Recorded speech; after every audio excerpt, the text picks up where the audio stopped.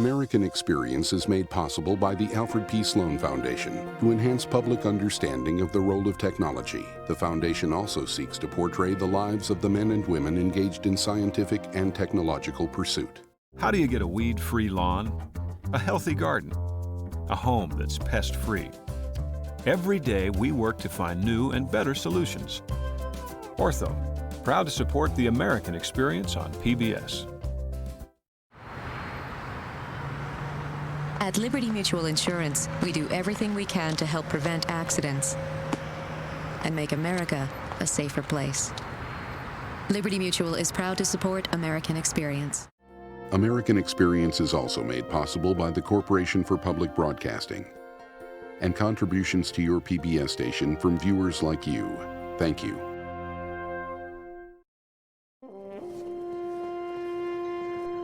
November 20th, 1942. On a remote vista in Yukon Territory, several hundred men braved bitter cold temperatures to mark the end of an ordeal few people thought possible: the completion of the 1,500-mile Alaska Highway. The building of the Alaska Highway represented one of the great triumphs of the U.S. Army in 1942. They needed a high-profile, high-energy, big, dynamic project that said, we'll do anything we have to do to defend North America. Born out of the shock of Pearl Harbor, the Alaska Highway was a first step in America's defense strategy, a vital military supply line during World War II. Over 10,000 Army engineers were rushed to the far Northwest. Their mission was to blaze a road to Alaska in less than a year.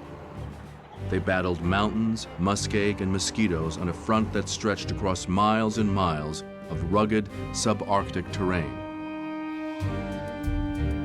We were in wilderness. That's where the road was. Wilderness. Uncharted. Nobody had been there before.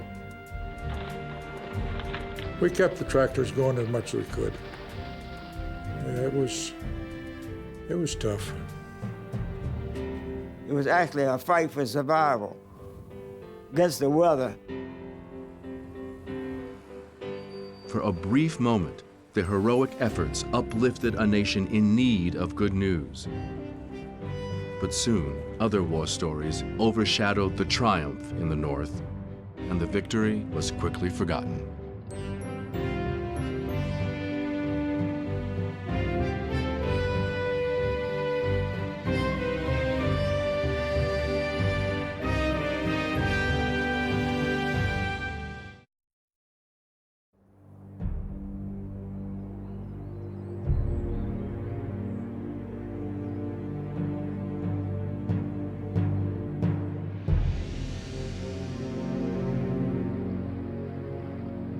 December 1941. 30-year-old Ruth Gruber, a journalist from New York, was on a fact-finding expedition for the U.S. Secretary of the Interior to help promote Alaska Territory. 8 months into her far-flung travels, Gruber found herself a part of an urgent military mission in the Bering Sea. I was on a Coast Guard cutter. We were searching for Japanese fishing canneries that we suspected were spying when word came that Pearl Harbor had been attacked. And it was really a frightening moment. We didn't know how soon the Japanese would decide it was time to attack Alaska. We are now in this war.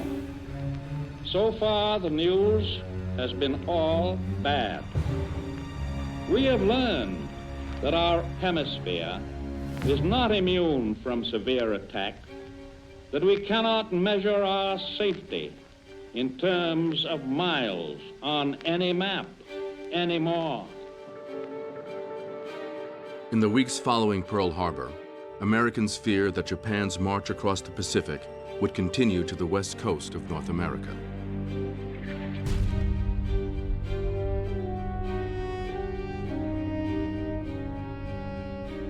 People who thought they were secure, who thought, in fact, the World War was never going to affect them directly, all of a sudden now are living with the realization that the bombs could come the next day, that the next Pearl Harbor could be Vancouver, it could be San Francisco, it could be Los Angeles.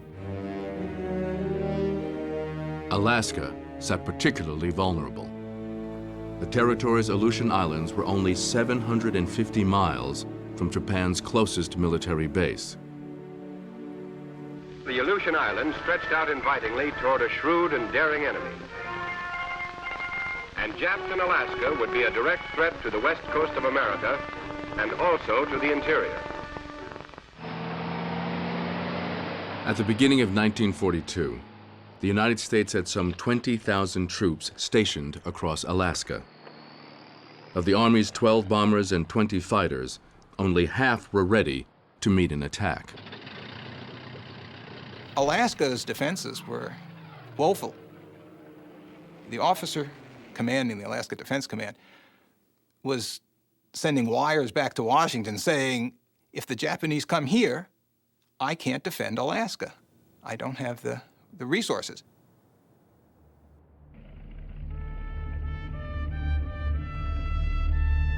As a quick solution, the Army Air Force rushed 2 squadrons of bombers and fighters to the territory by way of the Northwest staging route. The series of airfields in northwest Canada were designed to ferry military aircraft and supplies from the lower 48 to Alaska Territory. The airfields were in a very primitive state of construction, and not all of them were operational. The combination of lack of navigation aids, untrained pilots, bad weather, and bad luck resulted in most of those planes crashing before they got to Alaska. It was a real fiasco.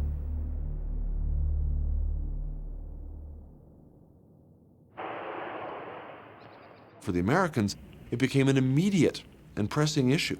What do we do to defend Alaska? It was extremely vulnerable.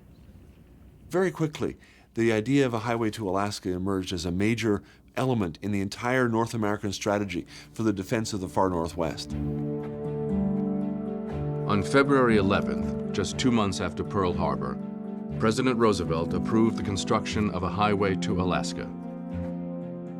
With sea lanes under attack and air passage unreliable, the Secretary of War declared that a land route to Alaska was imperative from the viewpoint of national defense. Military planners decided to connect the air bases of the Northwest staging route. Roosevelt certainly saw a need to secure an air corridor to Alaska. And that's what the highway was primarily designed to support. The decision meant that the road would have to be blazed across 1,500 miles of remote subarctic wilderness and through the rugged Canadian Rockies. The terrain had not been mapped, and it would be like going from Washington, D.C. to Denver, Colorado with no maps. You just kind of knew about where it was, and in the process, you're building a road. The War Department snapped into action, assigning the monumental job to the Army Corps of Engineers. The order was deceptively simple. Build a road to Alaska as fast as possible and before the arrival of the next winter, about 8 months away. The Corps rushed over 10,000 men north on troop trains, loaded with some of the 250,000 tons of equipment, materials, and supplies the mission would require. The battle plan called for 7 engineering regiments. 3 would be made up of African-American soldiers. Once in place, the engineers would attack the wilderness from several fronts, joining the long road section by section. It was a hastily conceived plan hatched in Washington by officers with no experience working in Arctic regions. The American government had to reassure the people of North America that the continent was safe, and that putting a couple more ships on the West Coast wasn't going to do it. They needed a high-profile, high-energy, big, dynamic project that said, we'll do anything we have to do to defend North America. Now, a key part of protecting Alaska would fall to soldiers armed not with tanks, but with bulldozers. There were people who said this can't be done, certainly not in a year. There was no certainty that they would find a buildable route through the Rockies. They didn't know whether they could get it through or not. They really did not know.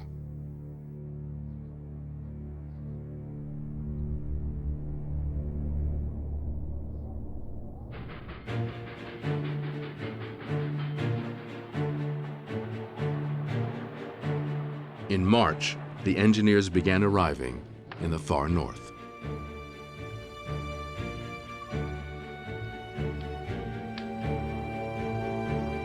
As his ship pulled into Prince William Sound, Haywood Obrey, a university-trained artist from New Orleans, caught sight of Alaska. When you first behold the beauty in nature in Alaska, you are overwhelmed. It was in April, the snow was on the ground. I had my parka on, and I said, praise God, I've never seen landscapes so beautiful. John Bolin had quit his dry cleaning job in Virginia to enlist in the Army. Our first look at Alaska was in Skagway. To see a mountain close up and to go up it, it's a thrill of a lifetime. And you get to wherever you think the top is, and there's most snow up there than you ever seen. For other soldiers, like Henry Geyer, a truck driver from Pittsburgh, the first day hinted at hardships to come. It was 30, 40 below zero, and you were going from California, Fort Ord, and that kind of weather up into snow and ice, and so it was no picnic. First day we were there, our food was freezing in our mess kits, and we had to unload the train. The trains were coming in with supplies and people. From there on in, it was just struggle and organizing. Fred Mims, a South Carolina bus driver before the war, served as a lieutenant in the Quartermaster Corps attached to the highway project. In charge of supplying the troops, the Quartermaster Corps had issued effective cold weather gear like down sleeping bags, fur parkas, and lambskin caps. But the rubber boots and woolen gloves the soldiers got were no match for the extreme cold. There were many cases of badly frozen feet, reported one officer. Tractor operators were found along the roads sitting by their parked equipment and crying violently, so great was the cold. Most of the soldiers sent to the north had a lot to learn about road building. Chester Russell from Kingsburg, California, who had worked the rodeo circuit before being drafted, suddenly was told he would be driving a 19-ton D8 bulldozer. I ended up as a swamper, what they call a swamper on a D8. A D8 tractor, I'd never seen one before. 21 years old, and I wasn't prepared, I'll guarantee you. I'll guarantee I wasn't prepared. The units that served on the Alaska Highway had less experience with the heavy equipment than would have been desirable. So they had some on-the-job training to do in difficult circumstances.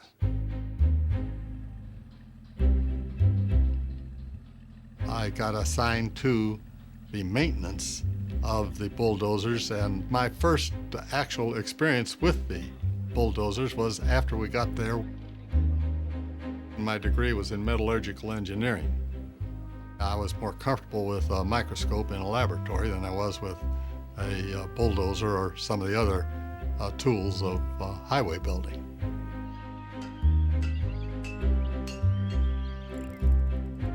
My responsibility was to take care of the heavy equipment.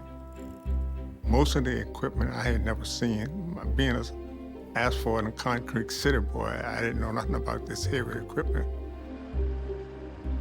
When we went up there, we learned on the job and in a hurry.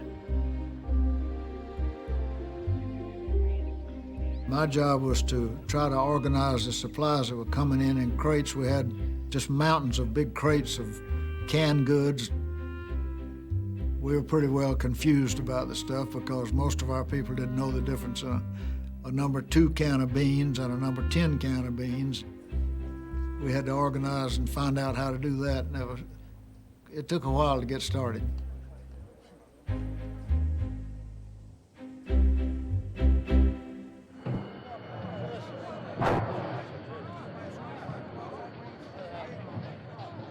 The engineers overwhelmed small towns like Dawson Creek, British Columbia, where the arrival of one regiment tripled the town's population almost overnight.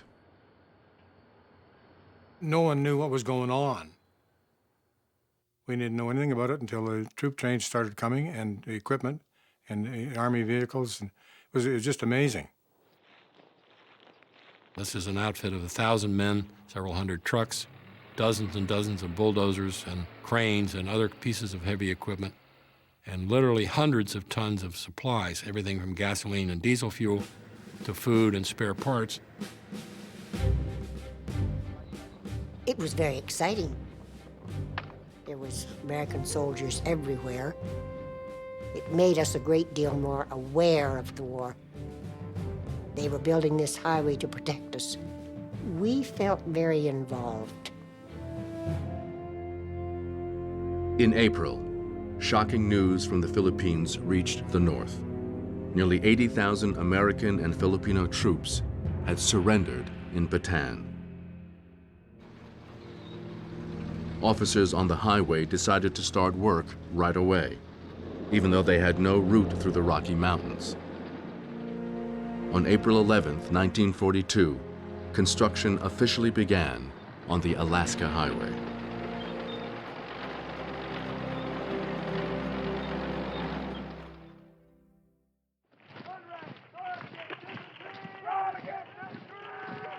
Of the 11,000 men sent north, nearly 4,000 were African American.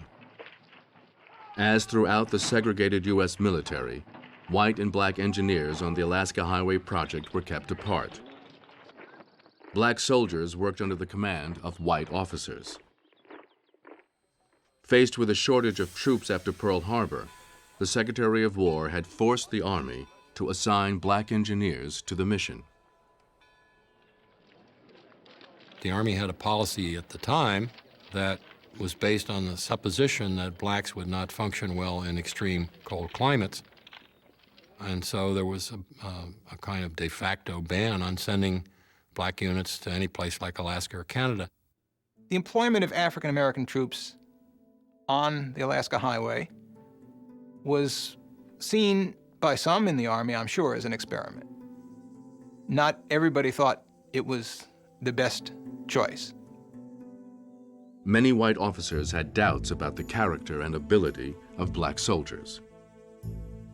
The Negro is careless, shiftless, irresponsible, and secretive, described a military study. He is best handled with praise and by ridicule.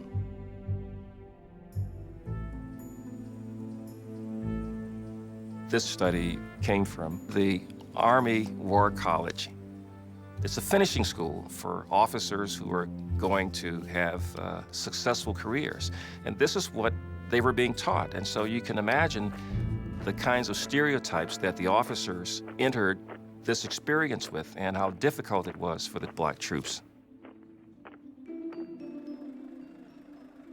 In the minds of most senior white officers, black troops were not as capable in terms of their technical efficiency and ability to use the equipment.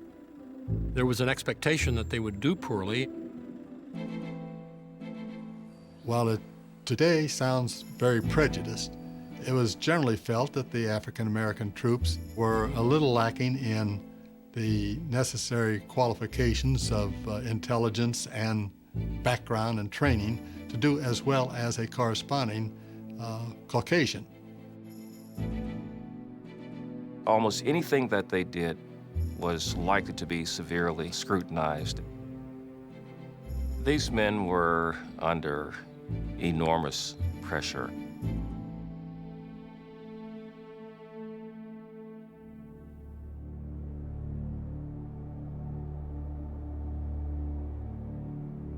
People who've not traveled into the Northwest, of North America, have absolutely no idea what the engineers faced in 1942.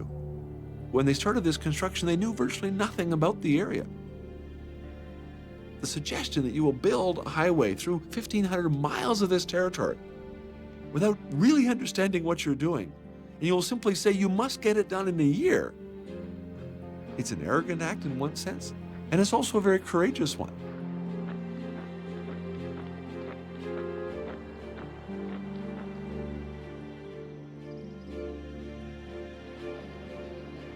In the rush to get the Army engineers north, some regiments arrived before their equipment, forcing the men to begin clearing the path by hand.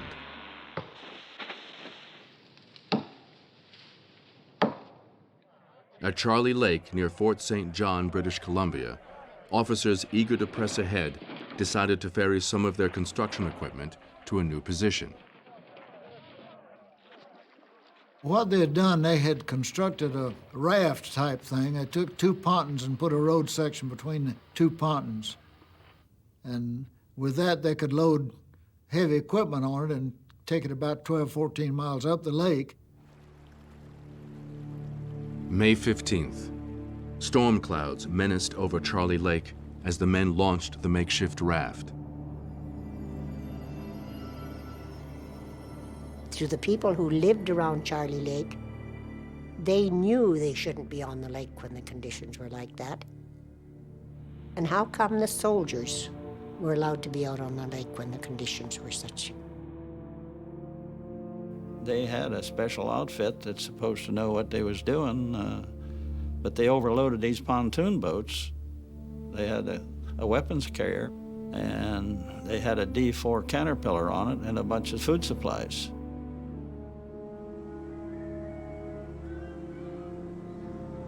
I was within 100 yards of the shore of the lake, and somebody came running back up and said something had happened to the units.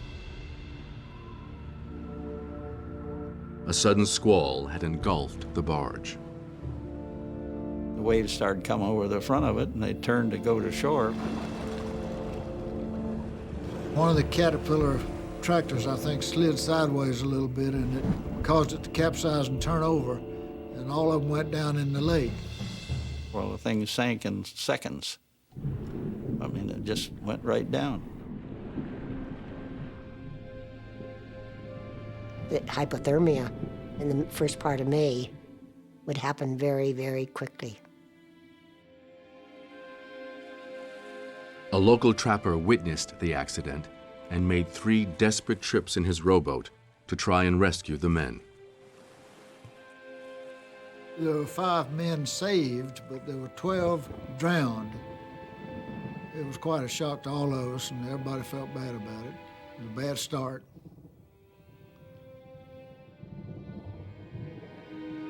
We was out searching for the bodies. It's not a happy thought, but we just went on. That's the way it was.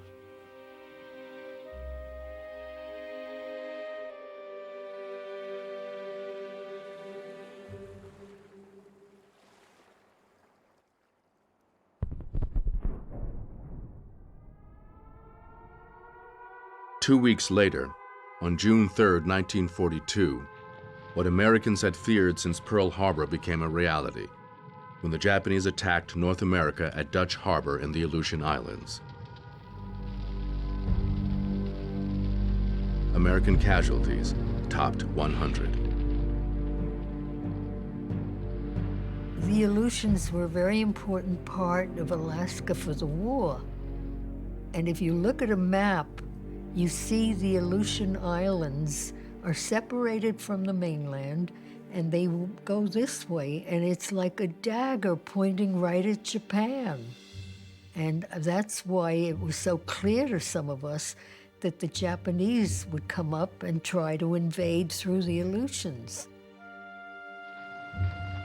In less than a week, Japan seized 2 islands at the far reaches of the Aleutian chain. Foreign forces had captured American territory for the first time since the War of 1812. With Japanese troops encamped on Alaskan soil, the war in the Pacific had come to the doorstep of North America. We were afraid that the Japanese were going to come through into Alaska. I mean, we didn't know what we were dealing with. Maybe our lives were on the line too. All of a sudden, they were at the front lines of the war, as opposed to being in the back corner of an international war effort. And it gave them a sense of purpose. They were saving democracy. They were saving North America.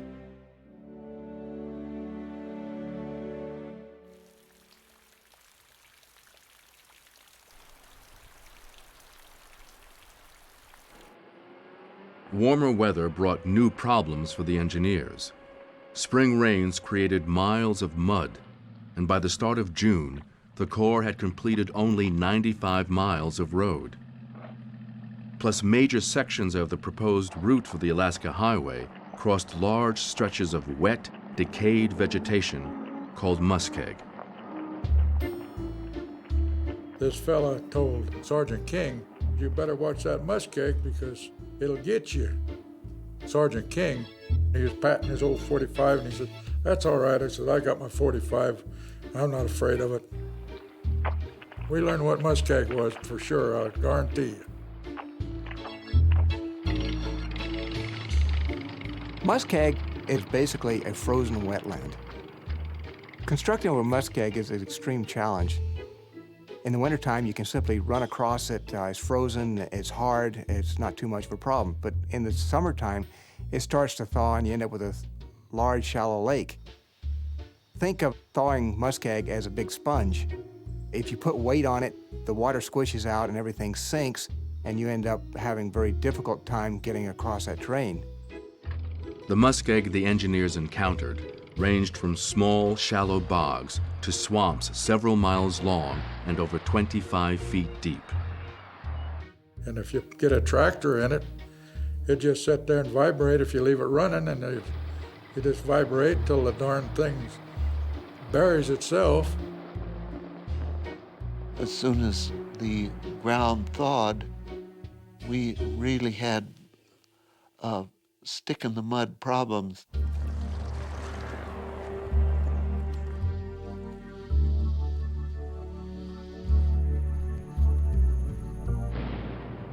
Crews used bulldozers and dynamite to clean out shallow sections of muskeg, but deeper pools could swallow the dozers whole.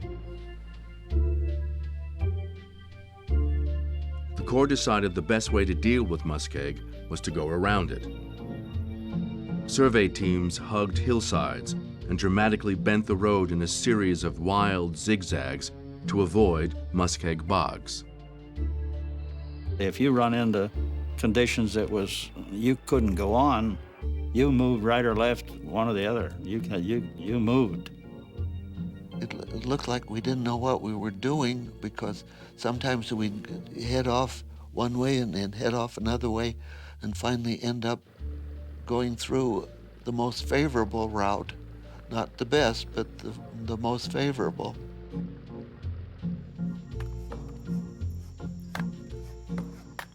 When the engineers couldn't go around the muskeg, officers ordered the men to corduroy the road. They laid down trees along the roadway and then put logs across those trees, transverse to the roadway, and then put the fill on top of that. And in effect, it floated the roadway across the muskeg.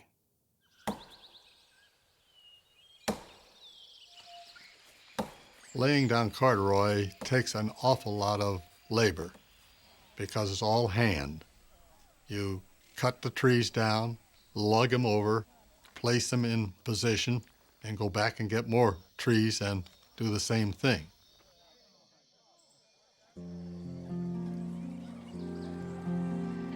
As much as the officers wanted to punch the highway through in a hurry, dealing with muskeg and mud drastically slowed things down. By the end of June, after 3 months of work, the engineers had constructed 360 miles of road.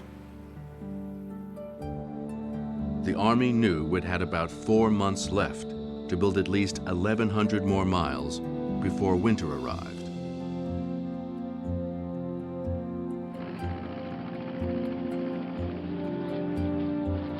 In time, aided by a change in season, the outlook for the mission improved. After months of frustrating aerial reconnaissance, a survey team finally had discovered a way through the Canadian Rockies.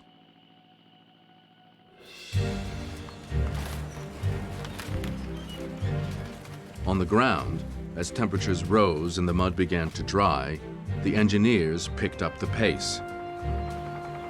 During the month of July, they would blaze over 400 more miles of road.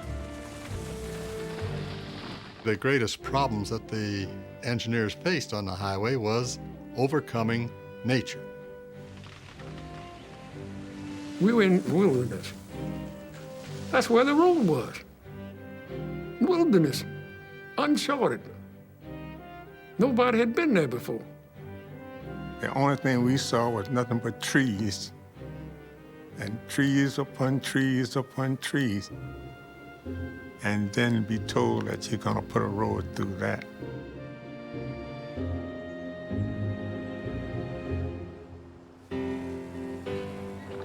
A lead bulldozer, flanked by two others, tore into the dirt and knocked down trees to create a 60 to 90-foot swath. Behind these front units, the bulk of the regiment widened, straightened, and graded the road, and using the timber at hand, built culverts and bridges. They basically cleared the vegetation off the roadway, pushed it to the side, and then took the soil alongside the road and pushed it up into the middle and made ditches on each side. Their effort was not to make a full highway, but really more of a trail that was 2 trucks wide, basically, and get it done very quickly. There were often days where the survey crews would be maybe 10 miles ahead of the first clearing bulldozers, and they would be exploring 2 or 3 possible valleys as to where the road would go, knowing that they had to find a route that could be built because the bulldozers were right behind them and they were not about to stop.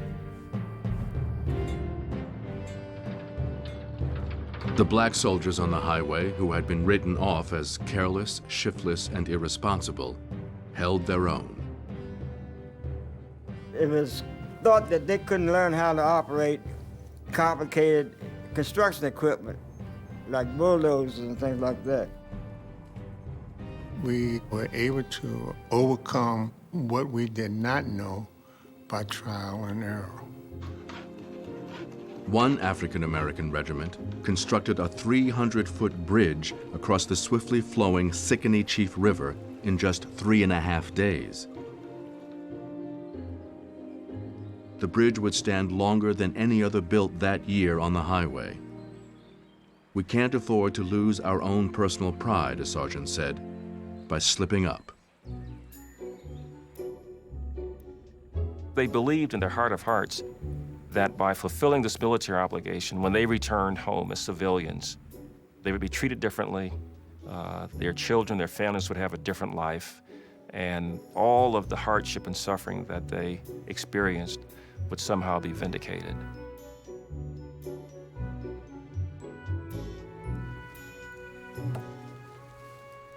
Work on the road was tough for both black and white troops, and the 20 hours of daylight during the Arctic summer made the job even more exhausting. I hated it. You didn't have a special time to, not like punching a clock, you know, like 8 hours. You worked until you dropped. In the summer, the sun was up all the time. We were on 12-hour shifts. Half of the company was in the morning and half at night. We worked all the time, 7 days a week. We was working so hard that time you got through at night, you roll your sleeping bag out underneath the tree or in the bushes and you crawled in it and sacked out. Seldom did we ever put a tent up and tie all of the corners together. Usually you put them up and just enough to hold them together because they're only going to be there for the night. The next day, the cooks would have to tear them down, load them up, and move them up the road as close to the front as they could move. It was slave labor is what it was. We weren't prisoners, but wanting to get the job done, we'd done most anything to do it. You had to do the job. You didn't like it. So you figured that you might as well enjoy it, because otherwise you'd have gone nuts.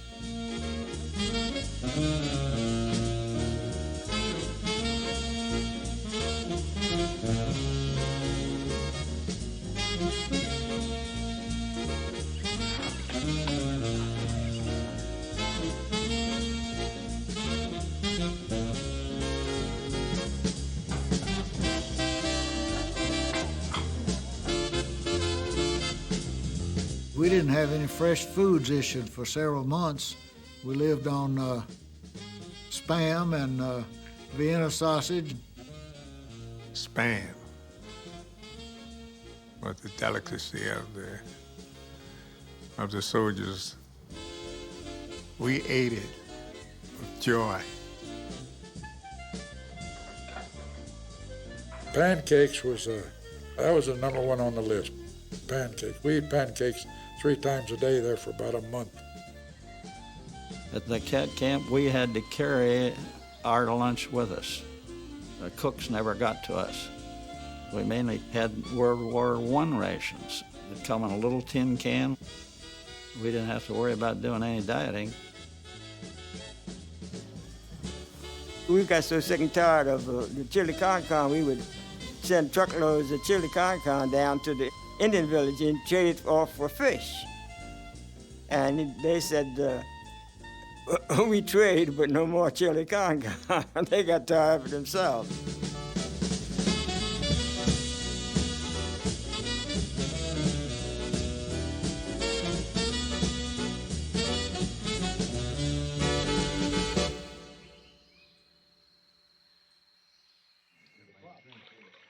Like most things on the highway, personal hygiene was an improvisation.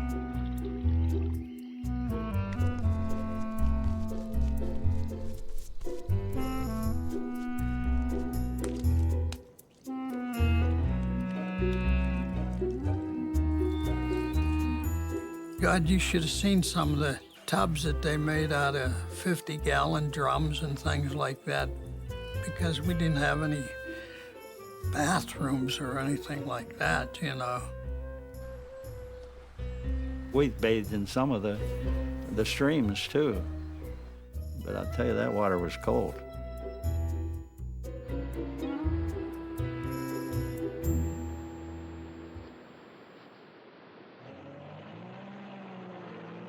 Summer brought more challenges. Temperatures soared into the 90s, dust clouds choked the air, and then came the season's most hated enemy, mosquitoes.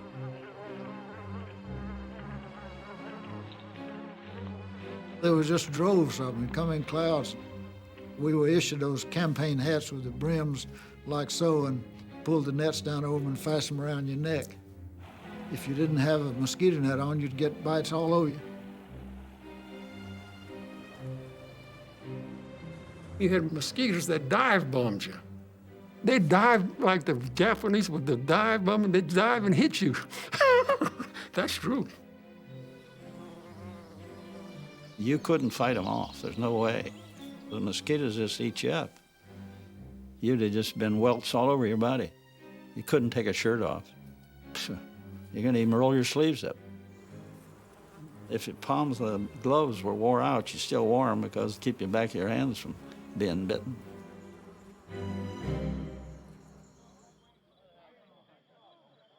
Far away from towns, with few opportunities for leave, the men also fought the pain of isolation. There was nobody. There was absolutely nobody. As far as young sweetie pies up there, we never seen a lady. In fact, it's probably a good thing there wasn't any up there. I got married while I was in the service, and I wanted to get back to my wife. Now, why would I want to be up there into the wilderness, you know? Nothing up there to see. Let's face it.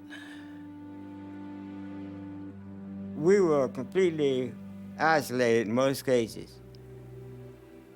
At the beginning, we were near some Indian villages, but most of the time, we were completely isolated.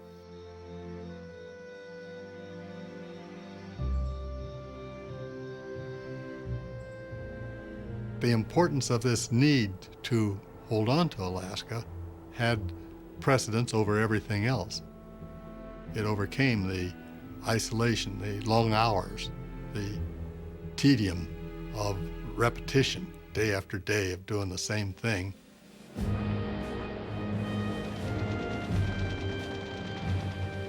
War raged in the South Pacific throughout the summer of 1942. In battle after battle, American losses mounted.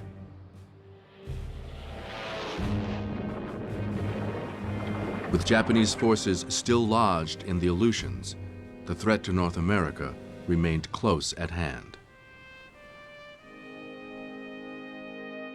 We had to head them Japs off, and in order to do it, we had to keep the tractors going as much as we could.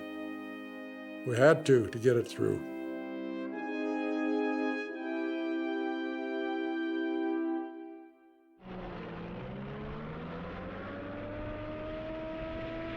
Now that it had a promising amount of road completed, the War Department decided to show off the highway. For the first time, reporters were allowed to visit the restricted military project.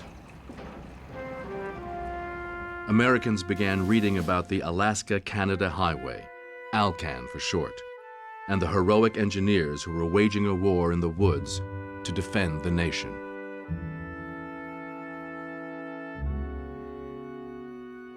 1942 was not a great year for the U.S. Army. But one thing it could do, and could do very well, was to conquer the North American wilderness.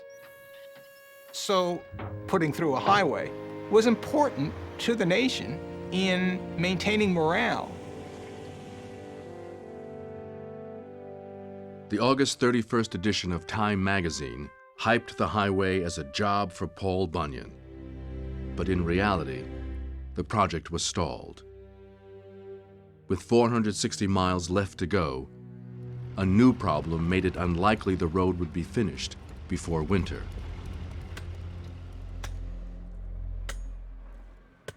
The engineers had struck permafrost. Permafrost is simply ground that's been frozen 2 or more years. The temperature of the permafrost was about 30 degrees Fahrenheit. And when the Corps of Engineers removed the vegetation off the ground, they found a hard surface, but it changed the surface temperature of about 3 degrees Fahrenheit. And so it was now above the freezing temperature and then thawed very rapidly.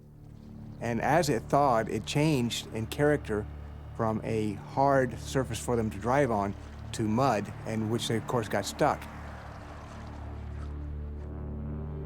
The road building method that had allowed the engineers to build over 800 miles in 2 months suddenly had failed them. Work on the northern portion of the highway stopped. The engineers and construction workers entered the far northwest in a state of incredible naivete. Very few people had any experience with constructing highways in cold weather areas. The scientific information on building across permafrost, virtually non-existent. The Army engineers scrambled to find a solution. Since they could not go around the permafrost, they needed to keep the ground frozen. It took them 6 weeks of trial and error to figure out how to deal with permafrost. To protect the ground, the engineers decided to sideline the bulldozers as they cut down trees by hand to immediately insulate the surface with corduroy. The Army engineers were problem solvers. In combat, you have to come up with a solution to whatever problem you're facing very quickly and efficiently in order to move the war effort forward. They had not known about permafrost, but they were able to adapt what they knew to the problem at hand. Their solution worked, but reduced construction to only a mile a day.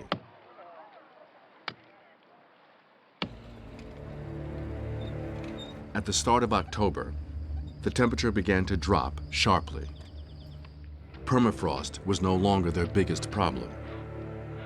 What would be one of the coldest winters on record had arrived. With only 166 miles left, 2 regiments, one black, one white, struggled to close the last gap of the highway. Working in the cold climates, 40 and 50 below zero, is always a very real challenge. Anytime you're working in the cold, men and equipment move slower, the logistics become more difficult. The metals that they had at 40 below zero became very brittle and broke very, very easily. The equipment that we had was not designed for sub-zero weather. Trucks we had to keep running 24 hours a day. If you didn't, you'd have to get underneath a truck with a blowtorch and heat up the transmission and the rear axle before it would move. At 40 below zero, skin froze in a matter of seconds. It was actually a fight for survival. On one occasion, I spilled some gasoline on my clothing. It evaporated, and when I went to pull my coat off, it pulled the flesh off, too. Minor mistakes can be deadly. If your vehicle breaks down in the Arctic, walking a few miles can actually cost you your life.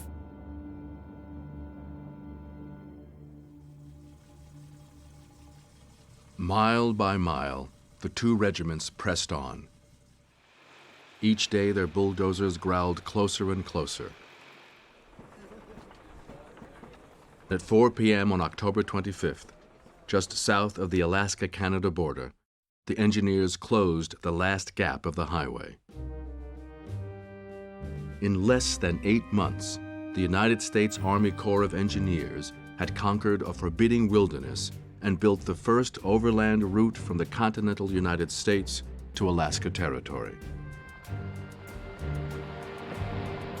The 1,500-mile military supply line was hailed as an unprecedented engineering feat.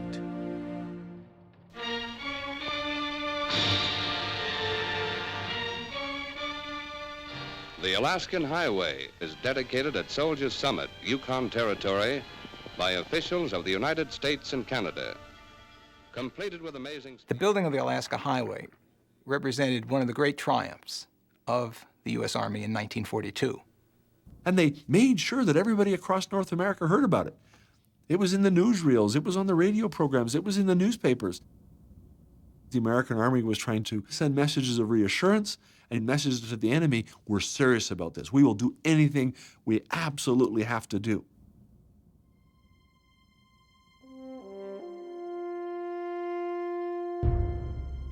Just after the final gap was closed, the Army restaged the historic meeting of the 2 lead bulldozer drivers, a black corporal from Pennsylvania and a white private from Texas. Within 4 months, the military would splash the photograph across the pages of Yank, the Army Weekly, in an article glorifying the achievements of the African-American engineers. And we did it in record time before they said we could do it. For the most part, the men in my outfit couldn't read or write. And they said they couldn't use heavy equipment. But these men became experts with that heavy machinery. They did work that nobody thought they could do in an area nobody thought they could survive. They had shown to the American Army they could do almost anything that they were asked to do. This was intended to be a morale booster, particularly for black troops. It sent a signal that blacks were doing some things that others thought that they couldn't do, and yes, it was helping win the war. The Army and the nation was attempting to mobilize the entire population. They could make it clear to the American people that the only way, the best way to win this war, certainly, was for all Americans to join hands and get in the fight together. By the time the engineers completed their work on the highway, the war in the Pacific was turning in favor of America and its allies. In the summer of 1943, U.S. forces drove the Japanese out of the Aleutian Islands. Japan never advanced to Alaska's mainland. But the Alaska Highway did play a vital role in World War II. Nearly 8,000 Lend-Lease aircraft, flown from America to Russia by means of the highway and northwest staging route, helped the Soviet Union triumph over Germany. Fierce battles in Europe and the Pacific soon overshadowed the building of the Alaska Highway. By war's end, it was all but forgotten.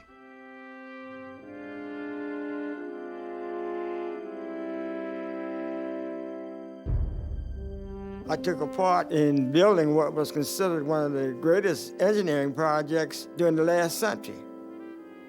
Some people said it was second only to the Panama Canal to build 1,500 miles of road in 8 months.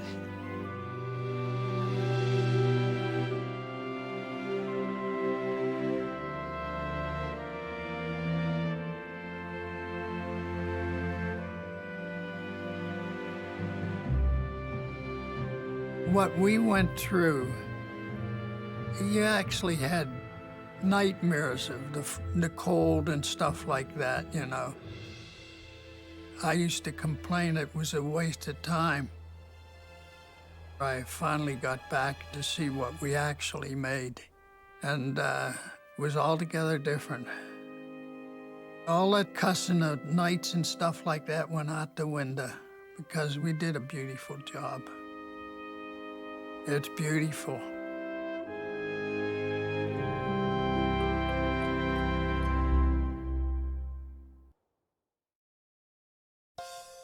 There's more about building the Alaska Highway at American Experience Online. Explore Yukon geology, see a timeline of Alaska history, and learn more about the highway builders. All this and more at pbs.org.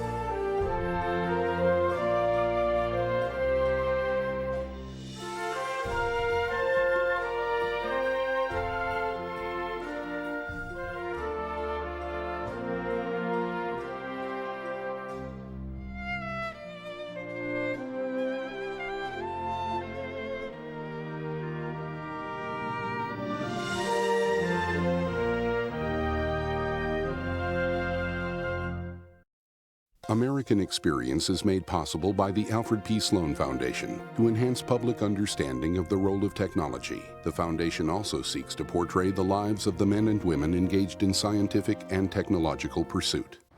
At Liberty Mutual Insurance, we do everything we can to help prevent accidents and make America a safer place. Liberty Mutual is proud to support American Experience. At the Scotts Company, we help make gardens more beautiful, lawns greener, trees taller. If there's a better business to be in, please let us know. American Experience is also made possible by the Corporation for Public Broadcasting and contributions to your PBS station from viewers like you. Thank you.